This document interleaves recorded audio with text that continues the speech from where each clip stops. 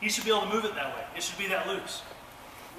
And the thing is, when your arms are loose, you're fast. You're quicker. When my arms are real tight right here, my arms are tight. Come on, let's wrestle. Arms are tight. When he goes to shoot on me, just go to shoot, I have to relax my arms before I can even defend. And by that time, that's when guys get into your legs. So the truth is, some wrestlers are actually quicker than they really are. But the reason they don't seem to be that quick, they don't believe they're that quick, is because they're real tight. So a lot of you probably know this already, but one of the first things I have to do when these 18-year-olds show up in here is teach them how to relax. Gosh, teach them how to chill out a little bit. Yes, sir. It's something coaches told me I was growing up, and they say shorten your neck. Yeah.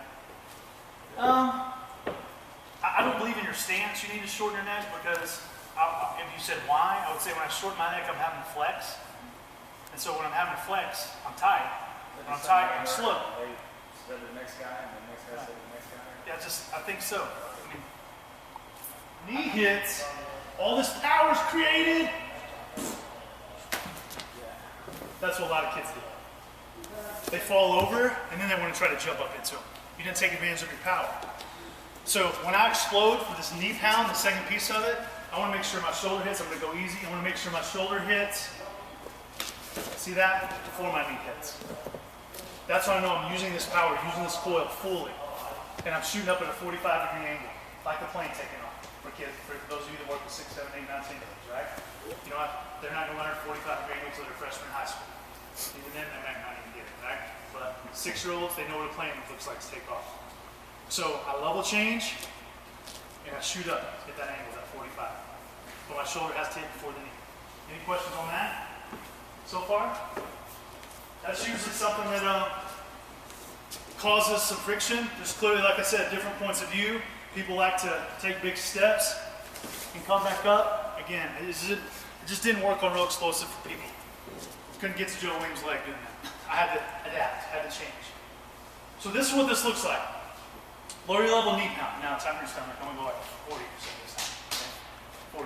Okay? 40%. So this is what this looks like. I do a drill called the explosion drill, which I think for your high schoolers, little kids, this is how you get this. The explosion drill, I'll tell you when I'm going to go, so you're ready. The explosion drill is I want to make sure I walk up, I'm close enough to my opponent, if I'm walking close enough. If I can't touch him, I always tell my wrestler, don't shoot. If I can't come near, close to touching him, for the most part, you're too far out in jail, right? But if I'm wrestling here and I can touch him, that's why when I wrestle a lot, I'd always do this. When I'm wrestling, I'd go. Number one, it makes him mad, because he wants to reach for me, which I want him to reach so I can shoot on him, right? So I would punch him, bang, I knew I was close enough. I knew I was close enough. And if I can punch him, I'm close enough. So part of the drill is, I know I can touch him, I'm close enough. That's the first thing. Then what I do from there, once I'm close enough, all I'm going to do is I'm going to level change, hands to the mat, right, ready? Level change, then I'm going to work on my kids just exploding up into level change. Jeez. See? Now here's the deal. I think you would agree that I have a better chance to get a double leg if I hit a guy like that than if I just do this. Shoot. That's what I found in my wrestling career. Again, there'd be people over here that say, Brandon, not everybody can do that. And I'd be like, okay, fine, I understand. I can't, I can't those singles like John Smith. I mean, my ankle kicks aren't as dangerous as Kel's because his arm's 8 inches longer, right? There's different styles, there's different things that people do, but for me teaching you this today, this is just a different way to think about penetration. Okay? Level change, knee pound. Shooting up at a 45-degree angle, putting that shoulder in is out. The way I fine tune this for wrestlers is that if you're a right leg lead, you want your right shoulder, it's like an arrow, and here's the bullseye. So when I go, I put an arrow in the bullseye. If you're a left leg lead, your left shoulder, I put an arrow in the bullseye. See that? That kind of keeps them on that trajectory, on that path. So level change and knee pound. Any questions at all? Yes, sir. How do you do that by yourself? Like if you're doing that by yourself? How do I do it by myself? How do you make your kids like do that? If they're doing it by themselves, how would you? Well, I don't think you can do it by yourself, but it's a great thing just to have you get a partner in front of you.